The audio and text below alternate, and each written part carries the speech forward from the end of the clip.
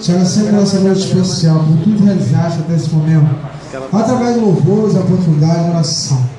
Agora chegou a hora, Pai, da tua igreja realmente te conhecer. A tua palavra diz: conheceis a verdade vos libertar. E eu quero colocar o teu servo em tuas mãos, o diácono Sebastião, Pai. Usa os lábios dele, usa ele como canal de poder, Deus. Usa ele, Pai amado, como atalã em tuas mãos. Que tudo que o Senhor venha transmitir através dos lábios dele venha ser na direção do teu Espírito. Que essa palavra venha acender a tua igreja, venha dar um renovo, venha batizar, venha acrescentar fé, confiança, venha alegrar o coração do teu povo, venha nos amadurecer espiritualmente, Pai. Pai, tu ainda está de acordo com a tua palavra, como teu servo Paulo, Pai querido, amado, falou, descei na graça e no conhecimento. Assim eu coloco teu servo sob os seus cuidados, na direção do teu Espírito. Assim eu já te peço e agradeço, em nome do Pai, do Filho e do Espírito Santo, em nome de Jesus, amém. E as palmas para o Senhor. Salve a igreja com a santa e amada paz do Senhor Jesus Cristo. Amém. Para mim é motivo de muita alegria, mas essa oportunidade, um ano de culto da família. Há um ano atrás eu recebi esse convite, para ministrar a palavra, quando o culto estava se iniciando, e hoje Deus está me honrando de estar aqui nessa comemoração de um ano de aniversário desse trabalho. Sem delongas, eu convido a igreja a abrir as suas Bíblias no livro de 1 Timóteo, capítulo 5, somente o versículo 8. Louvado é o nome do Senhor. Quem achou, diga: eu amo a minha família. Quem não achou, diga: eu também amo. Glória a Deus. Amém? Timóteo, capítulo 5, versículo 8.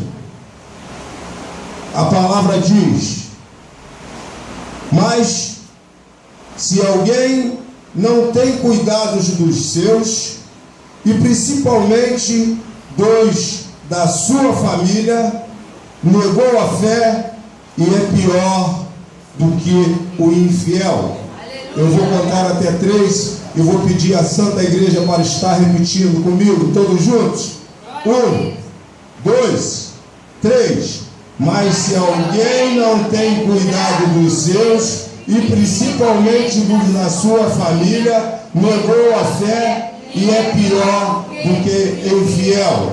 Soberano Deus, eterno Pai, te louvamos, te agradecemos, Senhor Deus, para todas as famílias aqui representadas, entregamos nas tuas mãos, Senhor Deus, essa comemoração desse primeiro ano desse culto, Senhor Deus, o qual o Senhor vem nos conduzindo com mão forte. Que essa palavra, Senhor, que o Senhor colocou no coração aqui do teu mensageiro, Senhor Deus, do teu servo, que ela venha alcançar os corações necessitados nessa noite. E os pentecostais podem se sentar dando glória a Deus.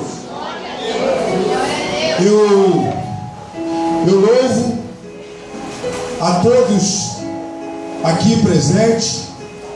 Hoje pela manhã, na consagração, eu falei para minhas irmãs que eu não falaria nem faria nenhum comentário sobre as dificuldades que nós tivemos ao decorrer desses anos, porque hoje elas já foram jogadas por terra nessa comemoração, nesse momento que Deus nos concede. E a palavra de Deus, nesse um ano, Deus, Ele veio preparando tudo aquilo que Ele queria que nós passássemos para a igreja. Mulheres de Deus e homens de Deus, que passo a passo, toda semana, toda terça-feira, Deus ele vinha revelando algo mais. A palavra de Deus, ela foi pregada pelo ministério de Josué aqui nessa casa, porque nós sabemos que depois, em Deuteronômio 34, quando Moisés ele sobe no Monte Nebo e morre, quem veio conduzindo aquele povo rebelde foi Josué, aquele povo que foi retirado lá do Egito, que naquela trajetória, naquela peregrinação daqueles 40 anos, eles vinham pecando pela sua trajetória. E agora Josué vai falar: olha, vocês escolham a quem vocês querem seguir, porque eu e minha casa serviremos ao Senhor. Agora Deus ele prepara também, através dos mensageiros que por aqui passaram, qual que tem que ser o procedimento das esposas em relação ao marido, sujeitar ao seu marido, não como escrava, mas sim como companheira, junto, acatando as suas decisões junto. Deus ele também, ele fala qual é o procedimento dos maridos, o amor que os maridos eles têm que ter em relação às suas esposas, como se fosse no Senhor Jesus Cristo. Louvado seja o nome do Senhor. Deus ele fala qual é o procedimento dos filhos em relação a seus pais. Respeitar pai e mãe, honrar pai e mãe. E agora, nessa palavra que foi lida nessa noite, Deus ele está falando com a igreja que aquele que não cuida dos seus e verdadeiramente da sua família negou a fé e é pior do que infiel. Em outras versões, é pior do que descrente. Nós, chefes de famílias, no decorrer do nosso dia a dia, nas nossas lutas, muitas das vezes pela nossa alimentação, nas nossas lutas, mesmo dentro da igreja, nas batalhas, nas campanhas, muitas das vezes nós não cuidamos da nossa família da maneira que agrada a Deus. Muitas das vezes nós não intercedemos pelos nossos. Muitas das vezes nós deixamos a nossa família dentro do nosso lar e não estamos ali cumprindo com a responsabilidade do dia a dia. A Bíblia, ela vai nos relatar em 1 Samuel, capítulo 27, que Davi, ele habitava na cidade de Ziglag com uma de suas famílias. Davi, ele habitava naquela cidade de Ziglag com a sua esposa Aionã, a Jezelita, e com Abigail, que havia sido esposa do falecido Nabal. E nós sabemos que Davi, naquelas suas lutas, naquelas suas correrias, Davi combatendo os inimigos de Israel, Davi combatendo os filisteus, Davi fazendo a vontade do Senhor Jesus Cristo, ele não cuidou do seu principal tesouro, que era a sua família. Louvado seja o nome do Senhor Jesus Cristo.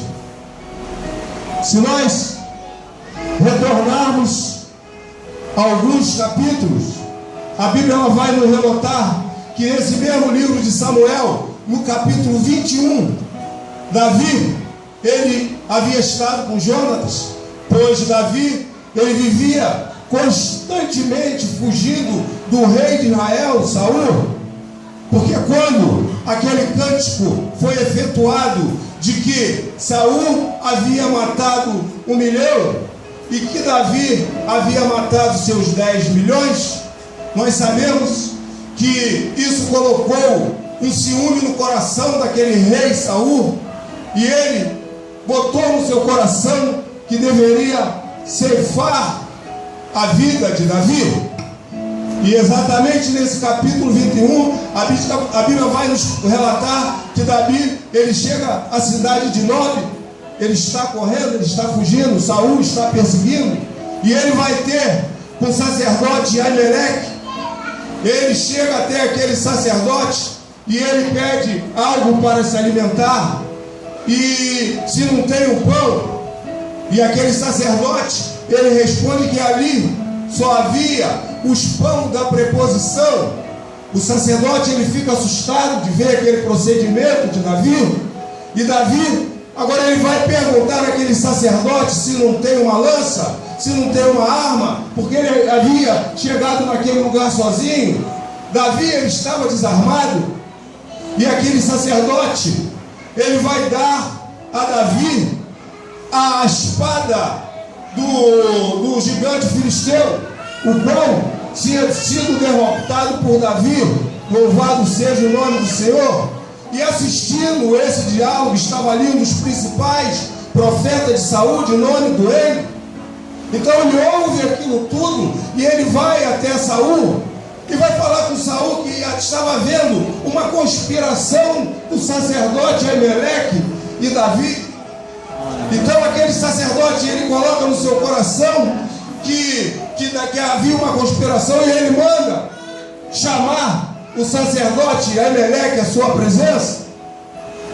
Meus irmãos, às vezes uma palavra mal colocada dentro do nosso lar, dentro da nossa casa, uma palavra mal colocada para a nossa esposa, uma palavra mal colocada para o nosso filho, elas podem trazer repercussões gravíssimas.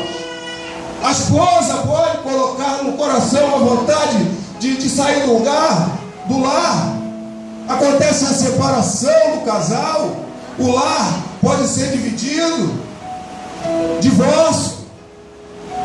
Às vezes uma palavra mal colocada dentro da igreja, ela pode trazer repercussões terríveis, pode ocasionar intrigas, brigas dentro da igreja, e pior, ela pode fazer com que o membro abandone a presença do Senhor.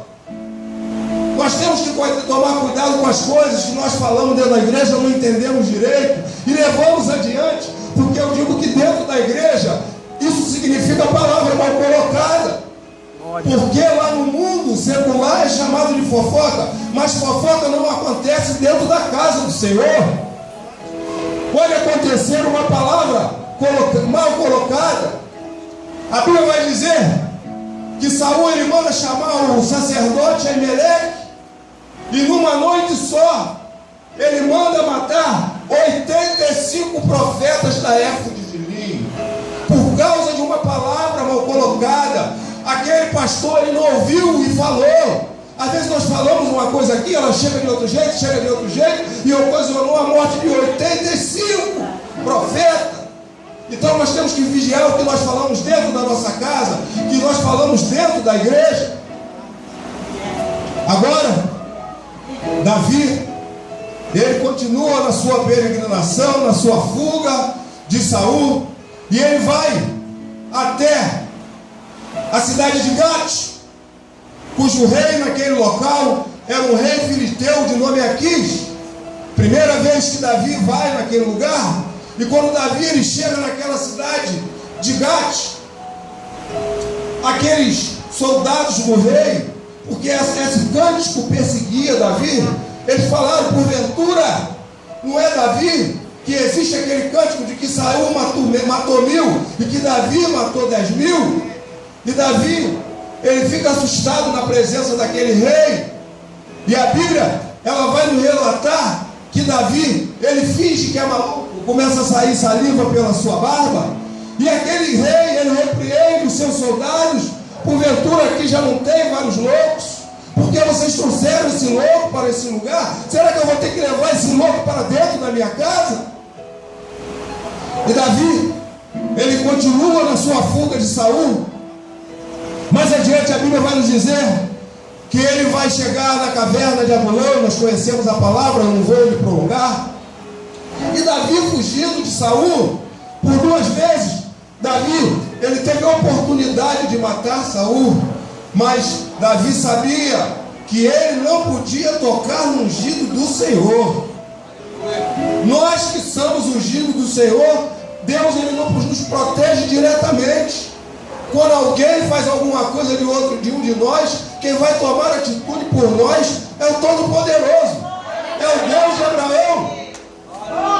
Em Gênesis capítulo 3, versículo 2, em Êxodo capítulo 3, do versículo 7 ao 9, a Bíblia, ela vai nos dizer, corrigindo, em Êxodo capítulo 3, versículo 7 ao 9, a Bíblia vai dizer que Deus ouviu o clamor do povo de Israel que estava naquela servidão. Então ele envia Moisés para libertar aquele povo daquele cativeiro. Louvado seja o nome do Senhor.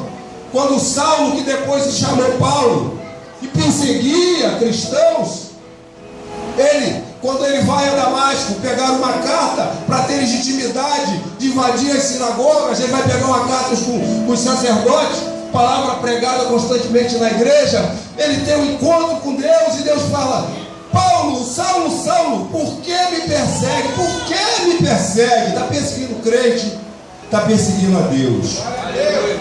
E Davi, ele continua naquela fuga. Agora Davi, ele vai botar no seu coração que se ele retornar àquele campamento filisteu, se ele retornar a Gate, que Saul não vai mais persegui-lo. Nós já vamos entrar na mensagem. Então, Davi, ele retorna àquele acampamento filisteus e vai ter com aquele rei Aquis, o rei dos filisteus. E Davi, ele vai chegar naquele lugar junto com seus 600 soldados, e agora ele vai ganhar a confiança daquele rei. Davi, ele vai ficar ali por um tempo, junto com aquele rei. A Bíblia, ela vai nos relatar que foi por 1 ano e 4 meses. De tempos em tempos, Davi, ele saía para atacar terras inimigas. A Bíblia nos ensina que ele atacou o acampamento dos Jesuritas, dos Gersitas, dos Amalequitas. E quando ele chegava perto daquele rei, ele falava com aquele rei que estava atacando o acampamento do povo de Israel. Davi estava mentindo para aquele rei que estava atacando o seu próprio povo e estava atacando outras nações. E aquele rei, ele pega confiança em Davi, ele começa a acreditar que Davi verdadeiramente ele estava sendo fiel a ele. Agora Davi, ele vai pedir àquele rei uma cidade para que ele com a sua família pudesse ficar, para que os seus 600 homens pudessem botar a sua esposa. E aquele rei vai dar uma cidade perto do deserto, justamente a cidade de Ziclag. Louvado seja o nome do Senhor. Então Davi estabelece ali moradia com as suas esposas, com seus filhos, a esposa do soldado. Mas Davi, ele deixava a sua família ali sozinha constantemente. Davi não estava ali tomando conta da sua família. Davi não estava cuidando dos seus. Ele não estava tomando conta. Agora, todos os filisteus se reuniram, todos os exércitos, todas as tropas dos filisteus se reuniram na cidade de África. Eles vão fazer um grande ataque ao povo de Israel que se encontrava na cidade de Jezreel. Davi e seus 3 filhos se encontravam, Saul, louvado seja o nome do Senhor, e seus 3 filhos se encontravam na cidade de Jezreel. E aquele rei, ele está com total confiança em Davi, e eles saem daquela batalha de África. E aqueles 4 príncipes filisteus, líderes de outras tribos, ele pergunta ao rei Aquis: o que esses hebreus estão fazendo aqui? E o rei Aquis, ele justifica: porventura, esse não é Davi? Davi, que era soldado lá do rei de Saul, do rei de Israel, ele desertou.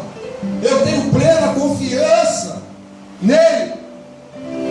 Mas aquele rei, eles colocaram no seu coração de que Davi não poderia ir junto com eles naquela peleja contra Israel. Eles colocaram no seu coração que Davi podia buscar ocasião para se revoltar, para fazer amizade de novo com Saul e trair eles na batalha. E Davi, ele estava mentindo para aquele rei. Verdadeiramente ele nunca tinha atacado o povo de Israel. Davi atracava outras cidades para ganhar a confiança do rei. Ele dizia que estava atacando Israel. Meus irmãos, quando Deus tem um projeto na vida de vocês, Ele vai mudar o quadro da sua vida.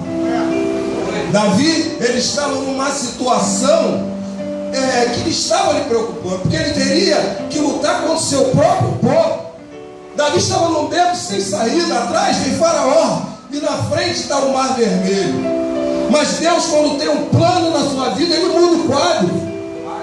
Deus, Ele tinha um plano na vida de Davi, que era ser rei de Israel. E Deus entra com providência no coração daqueles príncipes que não deixam Davi naquela peleja contra o seu próprio povo. E assim mesmo foi comigo e é com você. Às vezes você está numa situação que para você não tem mais solução. Você se encontra numa situação, talvez algum aqui nessa noite, que você não vai, mas Deus, se tiver um plano na sua vida, Ele vai mudar o quadro da sua vida. E aquele rei, Aquis, o filisteus, vai vir e falar para Davi que ele volte lá para a sua cidade, que ele tinha dado para a cidade de Ziclag.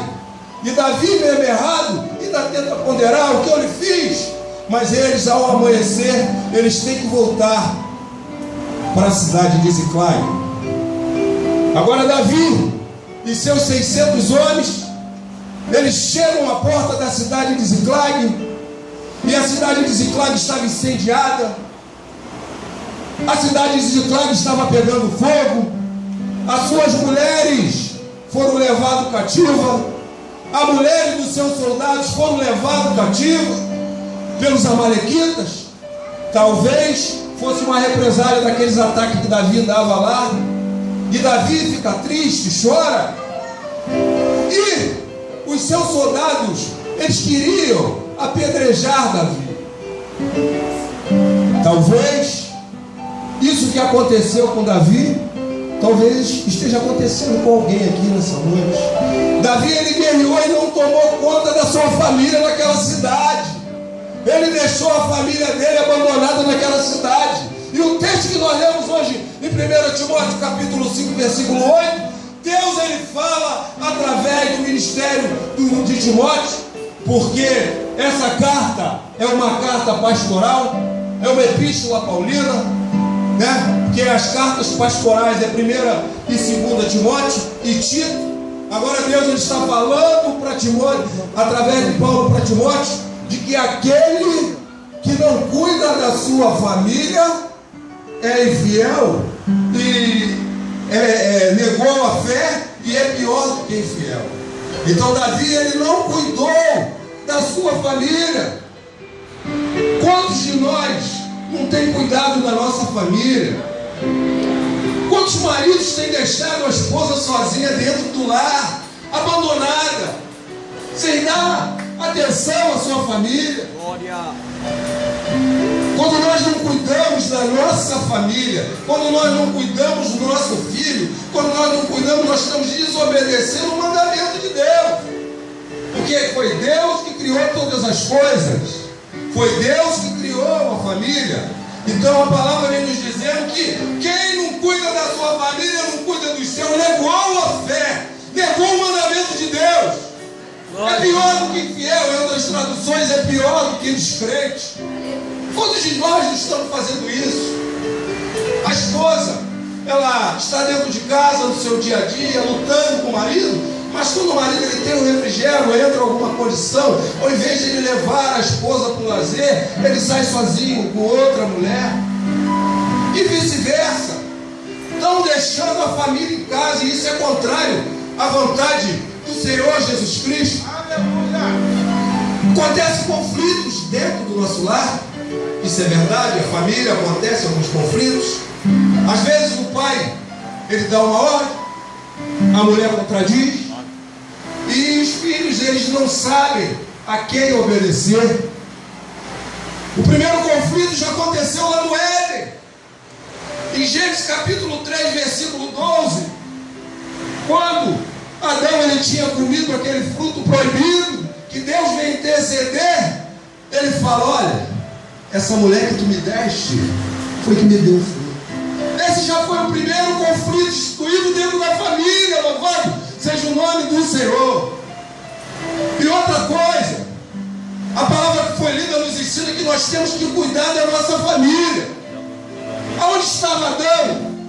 Aonde estava Adão quando aquela serpente, protótipo de Satanás, tem aquele diálogo com Eva? E Adão, ele não estava ali para proteger a sua família, contrariando a vontade do Senhor Jesus Cristo. Nós, evangélicos, nós temos que primeiro evangelizar a nossa casa, o nosso Israel.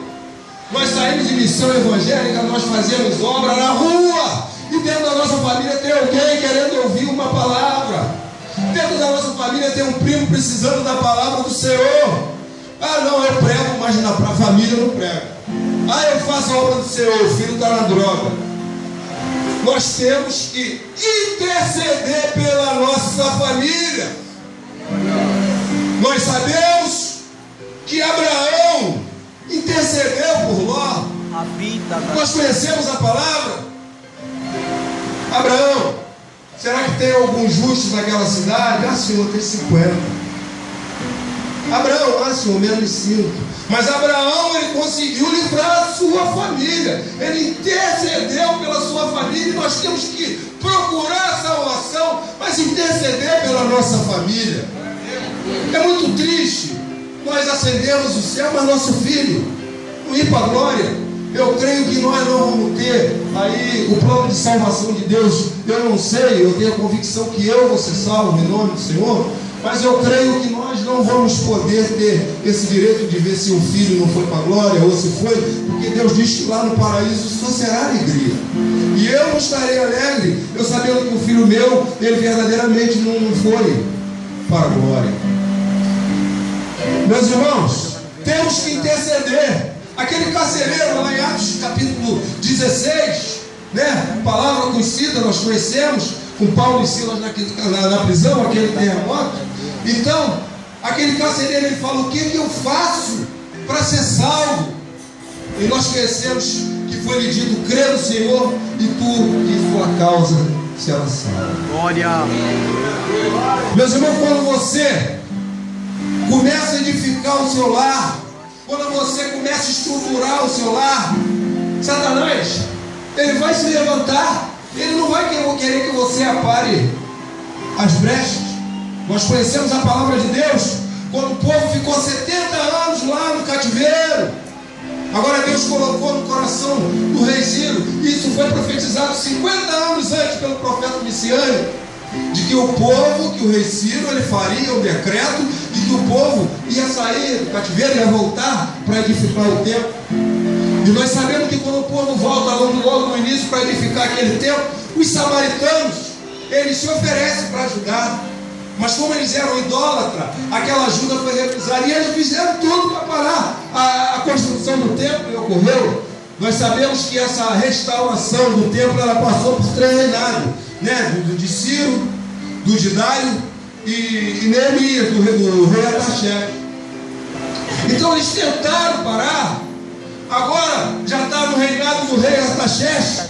Neemias é que está responsável pela edificação do templo.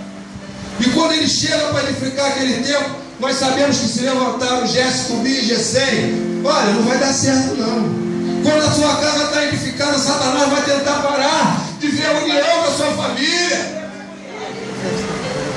Quando Neemias edifica, trava todas as brechas, taca tudo. Agora Satanás vai lá e vai chamar para congregar. Olha, vamos congregar junto uma vez.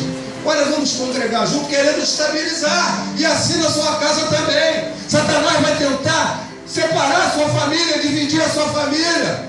O marido sai para trabalhar. Olha, vamos ali num pagodinho ali, não tem nada a ver. Ele vai tentar levar a sua mulher, porque ele não quer ver a sua casa edificada.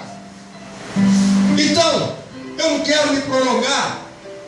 A mensagem dessa noite, ela já foi passada. Quando eu li o texto, Deus está falando comigo e com alguém aí nessa noite, que nós temos que cuidar da nossa família, dos nossos, e principalmente dos da nossa família, porque está negando a fé ou é infiel. Glória. Se existe alguém nessa noite, algum marido que está deixando a família em casa, não está arcando com seus compromissos com seus filhos, não está dando carinho ao seu filho, que coloque essa palavra no coração. Meus irmãos, quando se tem uma oportunidade de ouvir a palavra do Senhor, nós temos que abraçar. Hoje foi lido na consagração que em Daniel, capítulo 12, versículo 4, a palavra de Deus fala a Daniel, segue o livro. Segue o livro da vida. Em contrapartida, em Apocalipse capítulo 22, versículo 10, falado a João: olha, João, não segue o livro da vida, porque o fim já está próximo. Você que se encontra aqui nessa noite, eu não sei qual é o seu quadro, com a permissão do meu pastor, não perca essa oportunidade, que talvez hoje seja o último culto. Talvez você não tenha a oportunidade de ouvir mais a palavra do Senhor.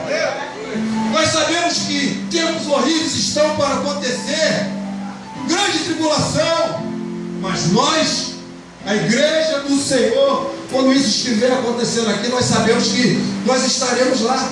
A igreja de Cristo, ela não vai passar pela grande tribulação. Glória. Esse período de 7 anos que vai ocorrer a grande tribulação aqui na terra, pela nossa corrente que é pré-milenista, né? Que existem várias correntes, nós defendemos o pré-milenista. A igreja do Senhor, ela já vai estar no céu, a igreja vai ser arrebatada e a igreja vai ficar um período de 7 anos no céu. Os primeiros 3 anos e meio vai ser um ano de engano. O anticristo vai ser um bom de chifre, e depois ele vai se rebelar. Muitos padecerão. Já foi pregado aqui que vai haver um período que muitos vão tentar morrer e não vão conseguir. Então nessa noite é oferecida a palavra do Senhor para quem não tem Cristo começar a participar desse reino. Se tem alguém nesse quadro nessa noite, seja corajoso, levante e vem aqui à frente que nós vamos estar orando. Deus está dando uma oportunidade nessa noite de você aceitar a sua palavra, de você aceitar Jesus como o único e verdadeiro Salvador. Olha que honra, um ano de culto da família, a sua conversão vai ficar marcada.